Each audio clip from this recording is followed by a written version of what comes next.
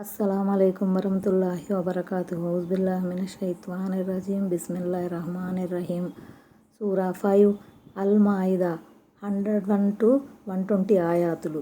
అల్ మాయిదా అనగా ఆహార పదార్థాలు నిండి ఉన్న పళ్ళెం. ఆయత్ నంబర్ 101. ఓ విశ్వాసులారా, మీకు గనక విడమర్చి చెబితే మీకు బాధ కలిగించేటటువంటి విషయాలను గురించి అడగకండి. అయితే ఖురాన్ అవతరించే సమయంలో మీరు వాటిని గురించి ప్రశ్నిస్తే అవి మీకు విడమరచి చెప్పబడతాయి. ఇంతవరకు వేసిన ప్రశ్నలను అల్లాహ్ మన్నించాడు. అల్లాహ్ అమితంగా క్షమించేవాడు, సహనశీలుడు కూడా. ఈ ఆంక్ష ఖురాన్ అవతరించే కాలంలో ఉండేది. అధిక ప్రశ్నలు వేయవద్దని దైవ ప్రవక్త సల్లల్లాహు అలైహి వసల్లం స్వయంగా తన సహచరులకు చెప్పేవారు. ఒక హదీసు ప్రకారం ఆయన సల్లల్లాహు అలైహి వసల్లం ఇలా ప్రవచించారు: ఎవరైనా తాను వేసిన ప్రశ్న మూలంగా అప్పటి వరకు ధర్మసమ్మతం హలాల్గా ఉన్న వస్తువు నిషిద్ధం, హరాంగా ఖరారు చేయబడితే అతను ముస్లింలలో అందరికన్నా పెద్ద నేరస్తుడవుతాడు. ఆయత్ నంబర్ 102. మీ పూర్వీకుల్లో కూడా కొందరు ఇలాంటి విషయాలను అడిగారు. మరి ఆ విషయాలను తిరస్కరించింది కూడా వారే. మీ పూర్వీకులు ఒడిగట్టిన పాపానికి మీరు కూడా పాల్పడతారేమో, జాగ్రత్త. ఉదాహరణకు, దేవుడు మీపై హజ్ యాత్రను విధిగా నిర్ణయించాడు అని దైవ ప్రవక్త సల్లల్లాహు అలైహి వసల్లం పలికారు. ఏటేటా విధిగా హజ్ చేయాల్సిందేనా అని ఒక వ్యక్తి ఆయన్ని ప్రశ్నించాడు. దానికి ఆయన సల్లల్లాహు అలైహి వసల్లం మౌనం వహించారు. కానీ ఆ వ్యక్తి 3 సార్లు అదే మాటను అడిగేసరికి, ఒకవేళ నేను అవునని అంటే ఏటేటా అది విధిగా ఖరారైపోతుంది. అదే గనక జరిగితే ఏటేటా హజ్ చేయటం మీకు సాధ్యం కాదు అని బదులిచ్చారాయన. ఈ ఆయతు నేపథ్యంలో కొంతమంది వ్యాఖ్యాతలు ఇలా అభిప్రాయపడ్డారు: అల్లాహ్ తన గ్రంథంలో ఏ విషయాన్నైనా ప్రస్తావించకపోతే ఆ విషయమే ఆయన మన్నింపుల వైఖరిని అవలంబించాడని తలపోయాలి. కాబట్టి ఆ విషయమే మీరు కూడా ఆయనలాగే మౌనంగా ఉండిపోండి. వేరొక హదీసులో మహాప్రవక్త సల్లల్లాహు అలైహి వసల్లం స్పష్టంగా ఇలా వక్కానించారు: మీ తెలుపబడిన విషయాల గురించి మీరు నన్ను ప్రశ్నించకండి. ఎందుకంటే మీకు పూర్వం గతించిన సమాజాల వారు పదే పదే ప్రశ్నల వర్షం కురిపించి ప్రవక్తలతో విభేదించి వినాశానికి గురయ్యారు. సహీ ముస్లిం కితాబుల్ హజ్ ఆయత్ నంబర్ 103. అల్లాహ్ బహీరాను గాను, సాయిబాను గాని, వసీలాను గాని, హామ్ను గాని ఏర్పరచలేదు. అయినప్పటికీ అవిశ్వాసులు అల్లాహ్ అబద్ధాన్ని అంటగడుతున్నారు. వారిలో చాలామంది అవివేకులు. అరబ్బులు పూర్వం తమ దేవతల పేర మొక్కుబడిగా సమర్పించుకునే వివిధ రకాల జంతువులివి. వీటి గురించి రకరకాల వ్యాఖ్యానాలు చేయబడ్డాయి. సహీ బుఖారీలో హజరత్ సయీద్ బిన్ ముసయ్యబ్ రజియల్లాహు అన్హు కథనం ప్రకారం దీని వ్యాఖ్యానం ఇలా ఉంది: 1. బహీరా, పాలు పితకకుండా వదిలివేయబడే పశువు. ఆ పాలు దేవతలకు ప్రత్యేకం అని అనేవారు. ఇలాంటి పశువుల పొదుగులను ఎవరూ ముట్టుకోరు. 2. సాయిబా, ఇవి దేవతల పేర వదిలివేయబడిన పశువులు. వాటిని వాహనం కానీ బరువు మోయటానికి కానీ ఉపయోగించేవారు కారు. 3. వసీలా, ఒకసారి ఆడ ఒంటెని ఈని రెండవసారి కూడా ఆడ ఒంటెనే ఈనిన ఒంటెను దేవతల పేర వదిలిపెట్టేసేవారు. 4. హామ్, అనేక ఒంటె పిల్లల పుట్టుకకు మూలంగా నిలిచిన మగ ఒంటె. ఇటువంటి మగ ఒంటె చేత వ్యవసాయ పనులు చేయించటం, వాహనంగా ఉపయోగించటం భావ్యం కాదని తలచి దాన్ని దేవతల పేర వదిలిపెట్టేవారు. ఈ విధంగా దేవతల పేర పశువులను వదిలిపెట్టిన ప్రప్రథమ వ్యక్తి అమ్ర్ బిన్ ఆమిర్ ఖుజాయి అని కూడా ఈ హదీసు ద్వారా తెలియవస్తుంది. అతడు నరకంలో ప్రేగులు లాగటం నేను చూశానని మహాప్రవక్త సల్లల్లాహు అలైహి వసల్లం తెలిపారు. అల్లాహ్ ఈ విధంగా పశువులను నిర్ణయించలేదని, మొక్కుబడులను ఆయన తన కోసమే ప్రత్యేకించాడని ఈ ఆయతులో విశదపరచబడింది. అయితే దేవతల పేర జంతువులను కేటాయించే పద్ధతులు ముష్రికులు సృష్టించినవే. దేవతల మిథ్యాదేవాల పేర జంతువులను అచ్చువేసి వదిలే ఆచారం నేటికి ముష్రికులలోనూ కథాకథిత ముస్లింలలోనూ అమల్లో ఉంది. దైవం కాపాడుగాక. ఆయత్ నంబర్ 104. అల్లాహ్ అవతరింపజేసిన ఆదేశాల వైపుకు, ప్రవక్త వైపుకు రండి అని వారితో అన్నప్పుడు, మా తాత ముత్తాతలు అవలంబిస్తూ ఉండగా మేము చూసిన విధానమే మాకు చాలు అని వారంటారు. ఏమిటి, వారి తాత ముత్తాతలకు ఏమీ తెలియకపోయినప్పటికీ, వారు సన్మార్గంలో నడవనప్పటికీ వీరు వాళ్లనే అనుసరిస్తారా? ఆయత్ నంబర్ 105. ఓ విశ్వసించిన వారలారా, మీరు మీ గురించి జాగ్రత్త పడండి. మీరు గనక సన్మార్గంలో నడుస్తున్నట్లయితే దారి తప్పిన వారు మీకు ఎలాంటి నష్టం కలిగించజాలరు. మీరంతా అల్లాహ్ వద్దకే మరలిపోవలసి ఉంది. అప్పుడు ఆయన మీరు చేసిన కర్మలన్నింటినీ మీకు తెలుపుతాడు. ఈ ఆయతను అర్థం చేసుకోవటంలో కొంతమంది పొరబడ్డారు. తమ స్వీయ ఆచరణ పట్ల శ్రద్ధ వహిస్తే సరిపోతుందని, మంచిని పెంచవలసిన, చెడులను నిర్మూలించవలసిన అవసరం లేదని వారు అభిప్రాయపడుతున్నారు. ఈ అభిప్రాయం సరైంది కాదు. ఎందుకంటే సమాజంలో మంచిని పెంపొందించవలసిన ఆవశ్యకత ఎంతైనా ఉంది. ఒక ముస్లిం గనక ఈ ఉద్రిక్త ధర్మాన్ని త్యజిస్తే అసలు అతను సన్మార్గం మీదే ఉన్నట్లు కాదు. ఎందుకంటే సన్మార్గం అన్న మాటలో మంచిని గురించి ఆజ్ఞాపించే, చెడుల నుంచి ఆపే బాధ్యత కూడా ఉంది. మరోవైపు పై ఆయతులో అల్లాహ్ ఇజ్తదైతుం, మీరు సన్మార్గంలో నడుస్తున్నప్పుడు అనే నియమం పెట్టారు. దీని ద్వారా తెలిసేదేమిటంటే మంచిని పెంచే, చెడుని త్రుంచే గురుతర బాధ్యతను విస్మరించి కేవలం స్వీయ సంస్కరణకు మాత్రమే పరిమితమైపోతే దానివల్ల ప్రయోజనం ఏమీ ఉండదు. అందుకే ప్రజలు ఈ ఆయతను అర్థం చేసుకోవటంలో పొరబడ్డారని హజరత్ అబూబక్ర్ రజియల్లాహు అన్హు తెలిసినప్పుడు, ప్రజలారా, మీరు ఈ ఆయతను అన్వయింపజేయటంలో పొరబడ్డారు. దైవ ప్రవక్త సల్లల్లాహు అలైహి వసల్లం ప్రబోధిస్తుండగా నేను విన్నాను. చెడు జరుగుతుండగా ప్రజలు చూసి చూడనట్లుగా వ్యవహరిస్తే, దాన్ని సంస్కరించే ప్రయత్నం చేయకపోతే అల్లాహ్ వారిని తన శిక్షకు గురి చేసే సమయం దగ్గర పడిందనుకోండి. ఇంతకీ ఈ ఆయత యొక్క అసలు అర్థం ఏమిటంటే, మీరు ఎంతగా బోధపరిచినప్పటికీ జనులు మంచి వైపుకు మరలకపోతే మీకు వాటిల్లే నష్టం ఏమీ ఉండదు. మీరు మాత్రం సన్మార్గాన ఉండి చెడుల జోలికి పోకుండా ఉంటే చాలు. అయితే సమాజం నైతికంగా మరీ దిగజారిపోయి మంచిని పెంపొందించడానికి పరిస్థితులు ఏమాత్రం అనువుగా లేనప్పుడు, ప్రాణభయం ఉన్నప్పుడు ఈ బాధ్యతను తాత్కాలికంగా విడనాడవచ్చు. ఆయత్ నంబర్ 106. ఓ విశ్వాసులారా, మీలో ఎవరికైనా మరణ సమయం దగ్గరపడి అతడు విల్లు చెప్పదలిచినప్పుడు మీలోని 2 వ్యక్తులు సాక్షులుగా ఉండటం భావ్యం. ఆ 2 వ్యక్తులు ధర్మచింతన గలవారై ఉండాలి. వారు మీ వారై ఉండాలి. లేదా మీరు ప్రయాణావస్థలో ఉండి మీకు మరణ విపత్తు దాపురిస్తే అన్యులిద్దరినీ కూడా సాక్షులుగా తీసుకోవచ్చు. ఒకవేళ మీకు అనుమానం కలిగితే నమాజ్ అనంతరం ఆ ఇద్దరినీ ఆపుకోండి. మరి వారిద్దరూ దేవునిపై ప్రమాణం చేసి ఇలా చెప్పాలి: మేము స్వప్రయోజనం కోసం ప్రమాణాలను అమ్ముకునే వాళ్ళం కాము. మేము సాక్ష్యమిచ్చే వ్యక్తి మా బంధువైనా సరే మేము నిష్పక్షపాతంగానే వ్యవహరిస్తాము. అల్లాహ్ యొక్క సాక్ష్యాన్ని మేము దాచిపెట్టము. ఒకవేళ మేము అలా చేస్తే ఘోరమైన పాపానికి పాల్పడిన వారం అవుతాము. వారు మీ వారై ఉండాలి అంటే ముస్లింలై ఉండాలి అని కొంతమంది తలపోయగా, వీలునామా వ్రాసేవాని తెగవారై ఉండాలని మరికొంతమంది భావించారు. అన్యులిద్దరూ అన్న వాక్యంలో కూడా 2 అర్థాలున్నాయి. ఒకటి, ముస్లిమేతరులు గ్రంథవహులు కావచ్చు, లేదా మరణ శాసనం వ్రాసేవాని తెగకు చెందని వ్యక్తులు అని కూడా కావచ్చు.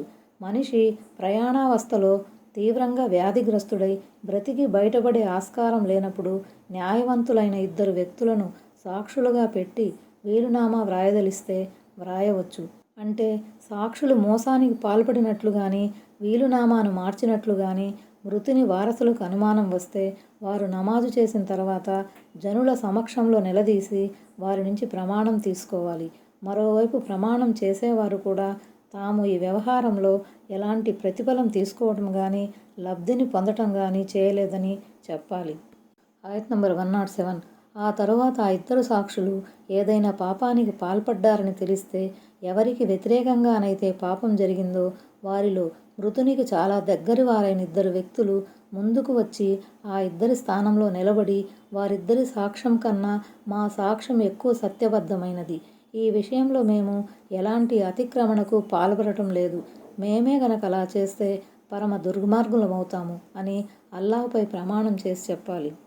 అంటే వారు చేసిన ప్రమాణం బూటకమని స్పష్టమైపోతే, అంటే మృతుని వారసులు సమీప బంధువులైన 2 వ్యక్తులు ముందుకు వచ్చి మొదటి సాక్షులిద్దరు అన్యాయానికి పాల్పడ్డారని, తమకు చెందవలసిన హక్కును కాజేశారని నొక్కి చెప్పాలి. ఈ వ్యవహారంలో తాము ఎలాంటి మోసానికి పాల్పడటం లేదని, ఎవరిపైనా నీలాపనిందలు మోపటం లేదని ప్రకటించాలి. ఆయత్ నంబర్ 108. ఈ పద్ధతి వల్ల వారు యథాతథంగా సాక్ష్యమిస్తారని, తాము ప్రమాణాలు చేసిన తరువాత ప్రమాణాలు తమకు వ్యతిరేకంగా పరిణమిస్తాయన్న భయం వారికి ఉంటుందని ఆశించబడుతోంది. అల్లాహ్కు భయపడుతూ ఉండండి, వినండి. అల్లాహ్ అవిధేయ జనులకు సన్మార్గం చూపుడు. ఇలా 1కి 2 సార్లు నిలదీసి ప్రమాణాలు తీసుకునే పద్ధతి వల్ల జనులు సాక్ష్యాల విషయంలో జాగ్రత్త పడే అవకాశం ఉంది. ఎందుకంటే వారు గనక అబద్ధ ప్రమాణాలు చేస్తే ఏ క్షణంలోనైనా బండారం బయటపడవచ్చు. ఈ ఆయత అవతరణ వెనుక బుదైల్ బిన్ అబూ మరియం సంఘటన ఒకటి ఉంది. ఆయన ఒకసారి వర్తకం నిమిత్తం సిరియా వెళ్ళారు. అక్కడ తీవ్రంగా జబ్బుపడి మరణ సమయం ఆసన్నమైందని భావించారు. ఆయన దగ్గర వర్తక సామగ్రితో పాటు ఒక వెండి పాత్ర కూడా ఉంది. అప్పుడు ఆయన 2 క్రైస్తవులను సాక్షులుగా తీసుకుని తదనంతరం ఈ సామగ్రి తన వారసులకు అందజేయాలని చెప్పారు. ఆ తరువాత ఆయన చనిపోయారు. ఆ సాక్షులిరువురు తిరిగి వచ్చాక వర్తక సామగ్రిని మాత్రం వారసులకు ముట్టజెప్పారు. కానీ వెండి పాత్రను అమ్ముకొని చెరిసగం పంచుకున్నారు. ఆ సామగ్రిలో ఒక కవరు కనిపించింది. అందులో వస్తు సామగ్రి జాబితా కూడా ఉంది. దాని ప్రకారం ఒక వెండి పాత్ర లెక్కలోకి రావటం లేదు. దాని గురించి వారిని అడిగితే తమకేమీ తెలియదని అబద్ధపు ప్రమాణం చేశారు. అయితే ఆ పాత్రను వాళ్ళు ఒక నగల వ్యాపారానికి అమ్మినట్లు తెలిసింది. అప్పుడు మృతుని వారసులు ఆ ముస్లిమేతర సాక్షులకు వ్యతిరేకంగా ప్రమాణం చేసి ఆ పాత్ర పైకాన్ని రాబట్టుకున్నారు. ఈ ఉల్లేఖనం ప్రామాణికత రీత్యా బలహీనమైనది. తిర్మిజీ. అయితే మరొక ఆధారం ద్వారా హజ్రత్ ఇబ్న్ అబ్బాస్ రజియల్లాహు అన్హు చేత కూడా ఈ సంఘటన సంక్షిప్తంగా ఉల్లేఖించబడింది. అల్లామా అల్బానీ దీనిని ప్రామాణికమైందిగా ఖరారు చేశారు. ఆయత్ నంబర్ 109. ఏ రోజున అల్లాహ్ ప్రవక్తలందరినీ సమావేశపరిచి మీకు ఏం సమాధానం లభించిందని అడుగుతాడో ఆ రోజు మాకేమీ తెలియదు. నిశ్చయంగా రహస్య విషయాల గురించి పరిపూర్ణ జ్ఞానం కలవాడవు నువ్వే అని వారంటారు. తమ జాతి ప్రజలు తమ పట్ల చేసిన వ్యవహారం గురించి ప్రవక్తలకు తెలిసే ఉంటుంది. అయితే ప్రళయదినం నాటి భీతావహ పరిస్థితి వల్లనో లేక ప్రళయదిన అధినేత అయిన అల్లా సమక్షంలో మాట్లాడే ధైర్యం లేకనో వారు చెప్పటానికి నిరాకరిస్తారు. లేదా తాము చనిపోయిన తర్వాత ఆయా జాతుల వారు అవలంబించిన పోకడలను గురించి తమకు ఏమీ తెలియదన్నది వారి ఉద్దేశమై ఉండవచ్చు. అదీకాక రహస్య విషయాల జ్ఞానమంతా అల్లాహ్కు మాత్రమే ఉంది. ఆ విషయాన్నే ప్రవక్తలు వెల్లడించారు.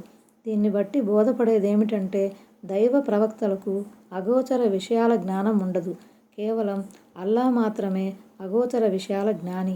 కాకపోతే దైవ దౌత్య బాధ్యతల నిర్వహణకు సంబంధించిన కొన్ని విషయాలు ప్రవక్తలకు తెలియజేయబడతాయి. అవి కూడా వహీ ద్వారా తెలియపరచబడతాయి. ఒకరి ద్వారా ఒక విషయాన్ని తెలుసుకునేవారు అగోచర విషయాల జ్ఞాని కాజాలరు. ప్రత్యక్షంగా అన్ని విషయాల జ్ఞానం కలవాడు మాత్రమే అగోచర జ్ఞాని కాగలడు. ఆయత్ నంబర్ 110. అప్పుడు అల్లాహ్ ఈ విధంగా అడుగుతాడు. మరియం కుమారుడు అయిన ఓ ఈసా, నేను నీకు నీ తల్లికి ప్రసాదించిన అనుగ్రహాన్ని జ్ఞప్తికి తెచ్చుకో. అప్పుడు రూహుల్ కుదుస్ ద్వారా నేను నీకు సహాయం చేశాను. నీవు ఊయలలో ఉన్నప్పుడు పెద్దవాడైన తరువాత కూడా ప్రజలతో మాట్లాడేవాడివి. అప్పుడు నేను నీకు గ్రంథాన్ని, వివేకాన్ని, తౌరాతును, ఇంజిలీను నేర్పాను. అప్పుడు నీవు నా అనుమతితో మట్టితో పక్షి ఆకారం లాంటి దాన్ని తయారు చేసి అందులోకి ఊదగానే నా అనుమతితో అది నిజంగానే పక్షి అయిపోయేది. అలాగే నీవు నా అనుమతితో పుట్టుగుడ్డిని, కుష్ఠురోగిని బాగు చేసేవాడివి. నా అనుమతితో మృతులను లేపి నిలబెట్టేవాడివి. నీవు స్పష్టమైన నిదర్శనాలతో ఇజ్రాయిల్ వంశీయుల వద్దకు వచ్చినప్పుడు ఇది స్పష్టమైన మాయాజాలం తప్ప మరేమీ కాదు అని వారిలోని సత్య తిరస్కారులు చెప్పారు. ఆ సమయంలో మేము వారిని నీ నుంచి ఆపాము. రూహుల్ కుదుస్ అంటే దైవదూత హజ్రత్ జిబ్రాయిల్ అలైహిస్సలాం అని భావం. ఇంతకుముందు అల్ బక్రా సూరాలోని 87వ ఆయతులో కూడా ఈ విషయం వచ్చింది.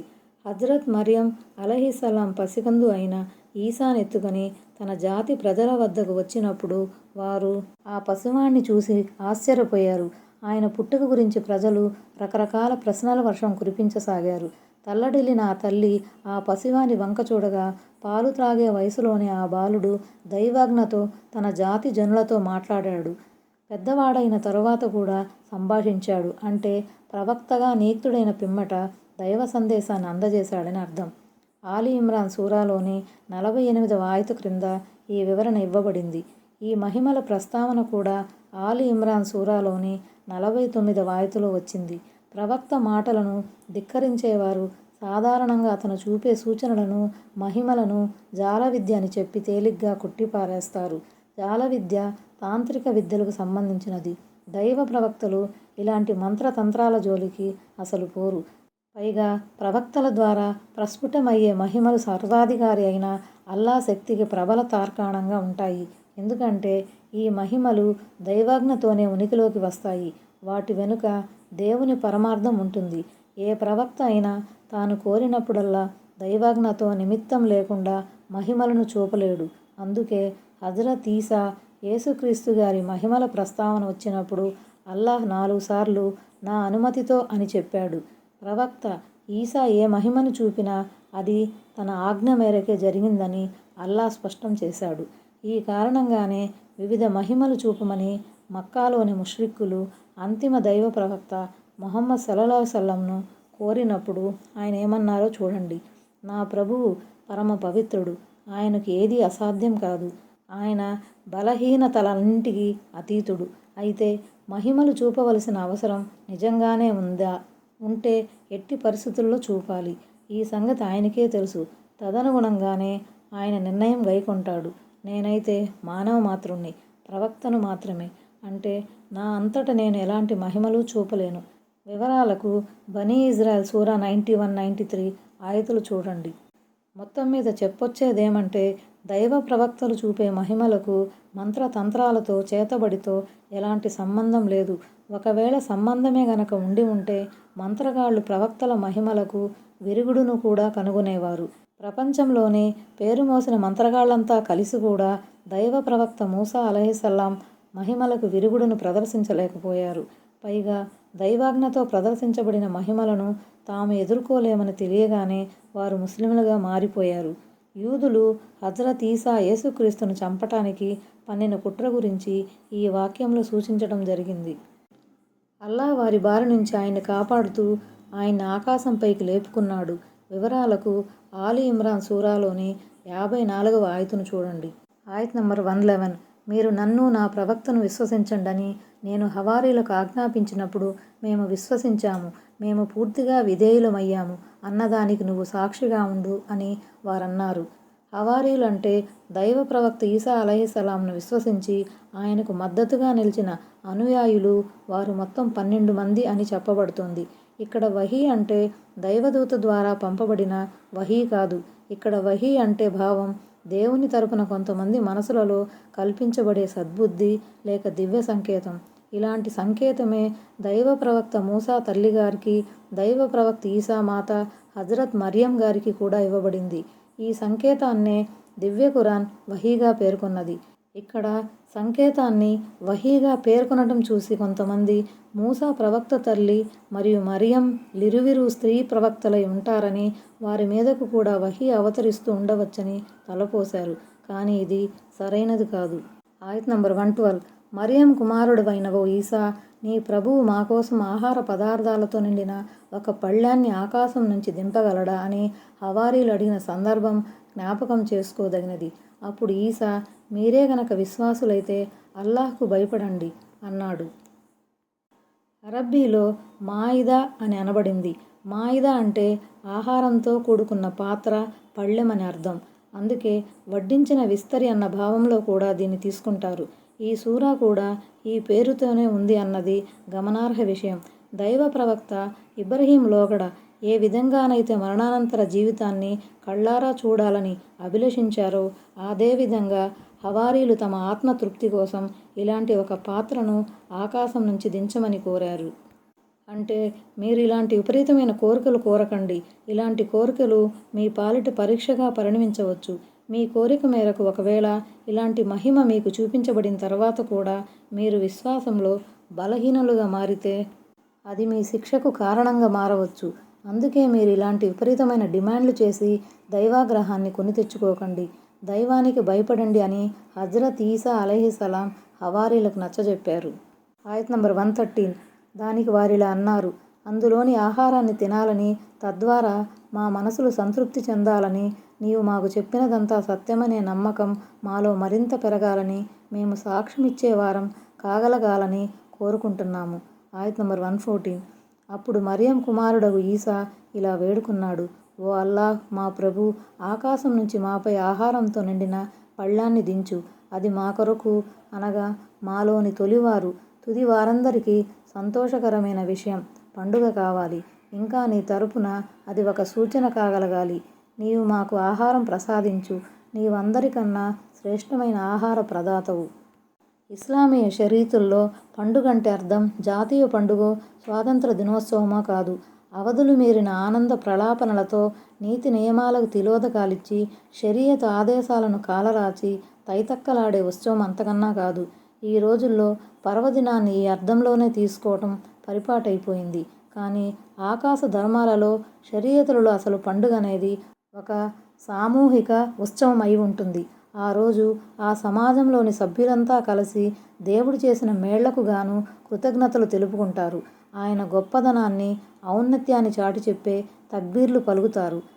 దైవదాస్య భావం తొణికిసలాడే విధంగా స్తుతి గీతికను ఆలాపిస్తారు.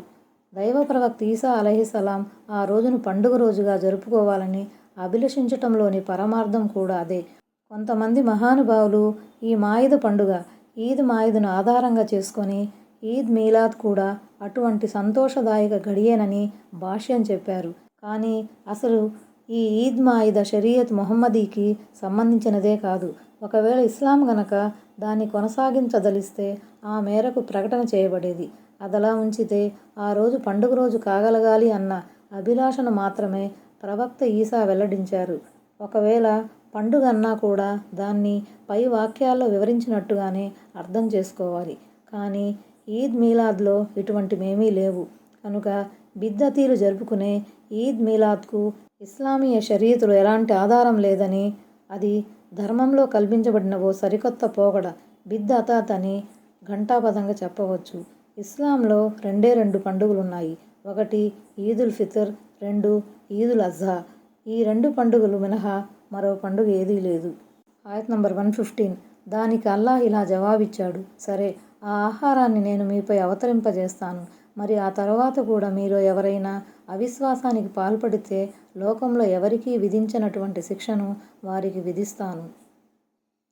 ఇంతకీ ఆహార పదార్థాల పాత్ర ఆకాశం నుంచి అవతరించిందా లేదా? దీన్ని విడమర్చి చెప్పే ప్రామాణికమైన స్పష్టమైన దైవ ప్రవక్త సల్లల్లాహు సల్లం గారి హదీసు ఏదీ లేదు.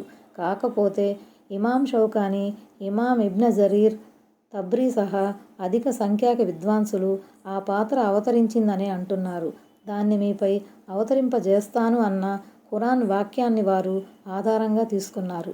అల్లాహ్ వాగ్దానం సత్యబద్ధం అన్న విషయంలో ఎలాంటి సందేహానికి తావులేదు. గాని అవతరింపజేసిన తర్వాత కూడా ఎవరైనా విశ్వాసఘాతులుగా ప్రవర్తిస్తే కఠినంగా శిక్షిస్తాను అని ఆయన చెప్పటాన్ని బట్టి దేవుని వాగ్దానం షరతుతో కూడుకున్నదైపోయింది. దేవుడు ఈ షరతు విధించేసరికి ఆహార పాత్రను దించవలసిన అవసరం లేదని హవారీలు చెప్పారని మరికొంతమంది విద్వాంసులు పేర్కొన్నారు. ఇమాం ఇబ్న్ కసీర్ కూడా ఈ వాదనను సమర్థించారు. ఆ పాత్ర అవతరించిందన్న విషయం క్రైస్తవులలో కూడా ప్రసిద్ధి చెందలేదు. క్రైస్తవ గ్రంథాలలో కూడా పొందుపరచబడిలేదు. నిజంగా అది అవతరించి ఉంటే ఆ విషయం ఖ్యాతి గడించటమే కాక వారి గ్రంథాలలో కూడా గ్రంథస్థం అయి ఉండేదని ఆయన అభిప్రాయపడ్డారు. వాస్తవం అల్లాహ్కే తెలుసు. ఆయత్ నంబర్ 116. ఆ తరువాత మరియం పుత్రుడవైన ఓ ఈసా, అల్లాహ్ను వదిలి నన్ను నా తల్లిని ఆరాధ్య దైవాలుగా చేసుకోండి అని గాని నీవు ప్రజలకు చెప్పావా అని అల్లాహ్ నిలదీసి అడిగే సందర్భం కూడా స్మరించుకోదగినదే. అప్పుడు ఈసా ఇలా విన్నవించుకుంటారు, ఓ అల్లాహ్, నిన్ను పరమ పవిత్రునిగా భావిస్తున్నాను. ఏ మాటను అనే హక్కు నాకు లేదో అలాంటి మాటను అనటం నాకేమాత్రం తగదు. ఒకవేళ నేను గనక అలాంటిదేదైనా అని ఉంటే అది నీకు తెలిసి ఉండేది. నా మనసులో ఏముందో కూడా నీకు తెలుసు. కానీ నీలో ఏముందో నాకు తెలీదు. నిశ్చయంగా నీవు సమస్త గుప్త విషయాలను ఎరిగిన వాడవు. ఈ ప్రశ్న తీర్పు దినాన వేయబడుతుంది. అల్లాహ్ను వదిలి ఇతరత్రా వస్తువులను, మనుషులను ఆరాధ్య దైవాలుగా చేసుకున్న వారికి ఇది హెచ్చరిక లాంటిది. మీరు ఎవరిని ఆరాధ్య దైవాలుగా, అక్కరలు తీర్చేవారుగా తలపోశారో వారు కూడా దేవుని దర్బారులో నిలదీయబడతారు. రెండో విషయం ఏమంటే, క్రైస్తవులు ప్రవక్త యేసుతో పాటు ఆయన తల్లి అయిన మరియంను కూడా దైవంగా చేసుకున్నారు. మూడో ముఖ్య విషయం, దైవేతర ఆరాధ్య దేవుళ్ళు మిందూనిల్లాహ్ అంటే ముష్రిక్కులు పూజించే రాళ్ళు రప్పలు, చెట్టు పుట్టలు మాత్రమే కాదు, ప్రజలు ఏదో ఒక ఉద్దేశంతో భక్తితో ఆరాధించే పుణ్యపురుషులు, సజ్జనులు, మహనీయులు కూడా దైవేతర ఆరాధ్య దేవుళ్ళ కోవలోకి వస్తారు. ఉదాహరణకు హజరత్ ఈసా, యేసు, హజరత్ మరియం అలైహిస్సలాం. తన వద్ద అగోచర జ్ఞానం లేదని దైవ ప్రవక్త ఈసా అలైహిస్సలాం ఎంత స్పష్టంగా, మరెంత నిర్వర్ధంగా చెబుతున్నారో చూడండి. ఆయత్ నంబర్ 117. నా ప్రభువు మీ ప్రభువు అయిన అల్లాహ్ను మాత్రమే ఆరాధించండని నీవు చెప్పమని ఆజ్ఞాపించిన విషయం తప్ప మరో మాటను నేను వారికి చెప్పలేదు. నేను వారి మధ్య ఉన్నంతకాలం వారిపై సాక్షిగా ఉన్నాను. నీవు నన్ను పైకి లేపుకున్న తర్వాత నువ్వే వారిని కనిపెట్టుకుని ఉన్నావు. వాస్తవానికి అన్ని విషయాలని కనిపెట్టుకుని ఉండేవాడు నువ్వే. హజరత్ ఈసా అలైహిస్సలాం ఉయ్యాలలో ఉన్న పసితనంలోనూ, యుక్త వయసు వచ్చిన తర్వాత కూడా ప్రజలను ఏకదైవారాధన వైపుకు పిలిచారన్నది గమనార్హ విషయం. అరబ్బీలో తవఫైత్ అని అనబడింది. ప్రపంచం నుండి నీవు నన్ను రప్పించుకున్న తర్వాత అని దీని భావం. ఆలి ఇమ్రాన్ సూరాలోని 55వ ఆయతులో కూడా దీని ప్రస్తావన వచ్చింది. దీన్ని బట్టి బోధపడేదేమిటంటే ప్రవక్తలకు ఏ విషయాలు తెలిసినా అవి దైవ ప్రసాదితం అయి ఉంటాయి. అంతకు మించి వారి వద్ద గుప్త విషయాల జ్ఞానం ఉండదు. ఒకరి మార్గదర్శకం లేకుండా ఆది నుంచి అంతం వరకు సమస్త విషయాల జ్ఞానం కలవాడే రహస్య విషయాల జ్ఞాని అనబడతాడు. ఈ రకమైన జ్ఞానం అల్లాహ్కు తప్ప వేరెవరికీ లేదు. అందుచేత అల్లాహ్ మాత్రమే అగోచర విషయాల జ్ఞాని. ఈ గుణం వేరొకరిలో లేదు. ఒక హదీసులు ఇలా ఉంది. ప్రళయ దినాన హష్ర్ మైదానంలో మహాప్రవక్త ముహమ్మద్ సల్లల్లాహు అలైహి వసల్లం అనుయాయులు కొంతమంది ఆయన సల్లల్లాహు అలైహి వసల్లం వైపుకు వస్తూ ఉంటారు. కానీ దైవదూతలు వారిని పట్టుకుని వేరొక వైపు లాక్కుపోతుంటారు. వారిని నా వద్దకు రానివ్వండి, వాళ్ళు నా అనుయాయులు అని ఆయన సల్లల్లాహు అలైహి వసల్లం చెప్పగా, ఓ ముహమ్మద్, వీళ్ళ నిజ స్వరూపం మీకు తెలీదు. మీ తదనంతరం వీళ్ళు ధర్మంలో లేనిపోని కొత్త విషయాలను కల్పించారని దైవదూతలంటారు. ఈ సంగతి తెలియగానే తను కూడా సదాచారి అయిన దైవదాసుడు ఈసా అలైహిస్సలాం చెప్పినట్లు నేను వారి మధ్య ఉన్నంతకాలం వారిపై సాక్షిగా ఉన్నాను. నీవు నన్ను పైకి లేపుకున్న తర్వాత నువ్వే వారిని కనిపెట్టుకుని ఉన్నావని దేవునితో అంటానని ముహమ్మద్ సల్లల్లాహు అలైహి వసల్లం చెప్పారు. ఆయత్ నంబర్ 118. ఒకవేళ నీవు వారిని శిక్షించినట్లయితే వారు నీ దాసులు. నీవు గనక వారిని క్షమించినట్లయితే నిశ్చయంగా నీవు సర్వాధిక్యుడవు, వివేచనాపరుడవు. అల్లాహ్ వీళ్ళ వ్యవహారం పూర్తిగా నీ అధీనంలో ఉంది. నీవు ఎలా వ్యవహరించినా అది నీ ఇష్టం. నిన్ను నిలదీసి అడిగే వారెవరూ లేరు అన్నది హజరత్ ఈసా అలైహిస్సలాం పలుకుల ఆంతర్యం. ఆయన తాను చేసే పనులకు ఎవరి ముందు జవాబుదారు కాడు. కానీ అందరూ ఆయన ముందు జవాబుదారులే. సూరా అల్ అంబియా 23. ఈ ఆయతులో దేవుని సమక్షంలో దాసుని అసక్తత, నిస్సహాయ స్థితి వ్యక్తపరచబడటంతో పాటు దేవుని ఔన్నత్యం, శక్తి, తిరుగులేని అధికారం, సార్వభౌమత్వం కూడా వివరించబడ్డాయి. ఈ రెండు విషయాల పాటు దేవుని ఔన్నత్యం ఆయన తాను చేసే పనులకు ఎవరి ముందు జవాబుదారు కాడు. కానీ అందరూ ఆయన ముందు జవాబుదారులే. సూరా అల్ అంబియా 23. ఆయన తాను చేసే పనులకు ఎవరి ముందు జవాబుదారు కాడు. కానీ అందరూ ఆయన ముందు జవాబుదారులే. సూరా అల్ అంబియా 23. ఈ ఆయతులో దేవుని సమక్షంలో దాసుని అసక్తత, నిస్సహాయ స్థితి వ్యక్తపరచబడటంతో పాటు దేవుని ఔన్నత్యం, శక్తి, తిరుగులేని అధికారం, సార్వభౌమత్వం కూడా వివరించబడ్డాయి. ఈ రెండు విషయాల ఆధారంగా మన్నింపు కూడా అర్థించబడింది. సుబానల్లాహ్, ఎంత విచిత్రమైన నిగూఢమైన వచనమిది. అందుకే మహాప్రవక్త సల్లల్లాహు అలైహి వసల్లం ఒకరోజు రాత్రి నఫీల్ నమాజులో ఖురాన్ పారాయణం చేస్తూ ఈ ఆయతు దగ్గరకు రాగానే తన ఉద్వేగాన్ని ఆపుకోలేకపోయారు. ఆయన సల్లల్లాహు అలైహి వసల్లం మనోఫలకంపై దీని ప్రభావం ఎంతగా పడిందంటే అన్ని రకాతులలోనూ ఈ ఆయతునే పఠించసాగారు.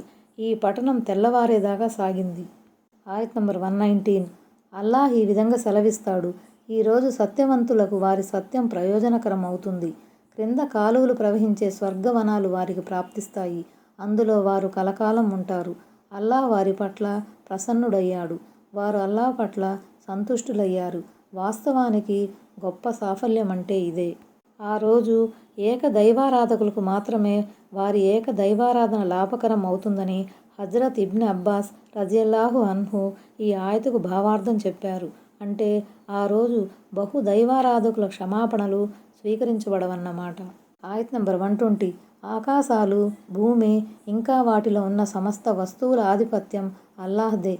ఆయన అన్నింటిపై అధికారం కలవాడు. అస్సలాము అలైకుం వరహ్మతుల్లాహి వబరకాతుహు.